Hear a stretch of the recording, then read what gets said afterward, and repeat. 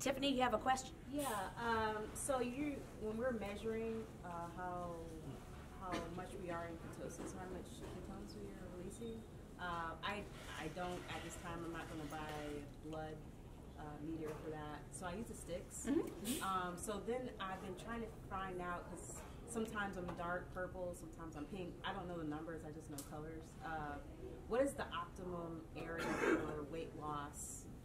If you are using a stick instead of a blood meter? In my opinion, not being a medical professional, as long as it's not neutral, it's kind of like pregnancy, Tiff. Okay. Yes, you ain't. Okay. So sometimes I get a little bit neurotic about. Well, it's really easy to get neurotic, and some people have a really vested interest in making the people as confused as possible.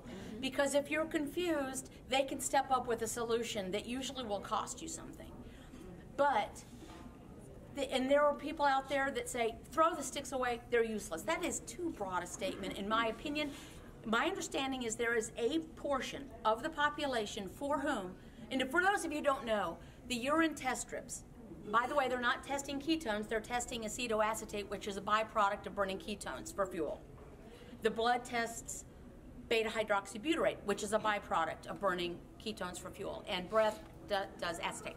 So anyway, acetone, excuse me. Thank you. So there is a portion of the population for whom you can get a false negative, because the acetoacetate is essentially re-upped and just is being burned. And some people, also if your sticks are expired or they've been exposed to the air, they'll give you a false negative. But that is a portion of the population. And that is the same, and so someone saying, just throw them out, they don't work. It's the same as saying, you, Dr. Westman, have sodium-sensitive hypertension. So you should keep your sodium to 2.5 grams a day. So all of us, let's just have 2.5 grams a day, because that's what works for this guy. No, they're a wonderful tool for people who really just want to get a handle. They're inexpensive. If you get a negative and you really are confident about it, then great, but you don't need to test at all. If you don't have hunger and your clothes are fitting looser and...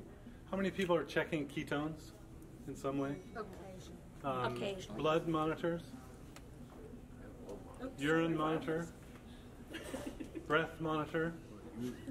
So those are all measuring different things. And we don't really know how they all interact with each other. So when someone says they know what they're talking about with ketones, they don't know, because we don't know. So actually the urine is fine. I'm just the new ketonics, which I just saw held in my little hand in Spain. Michel Lundell has epilepsy himself. He created himself so that he could make sure he was in ketosis. It's a breath monitor. The new generation one is actually intuitive. It actually makes sense on how you use it. The problem with the old ones is that it was really difficult. How many flashing lights and all that. The urine one, if you're trace or deep purple, pink or purple, it's as good as deep purple is as good as pink. And if you do it in the evening, it's probably going to be higher than if you do it in the morning. So if you're going to really worry about that. So in my clinic, I don't teach measuring ketones at all. If your hunger's gone, you're losing weight, your inches are going down, you're in ketosis.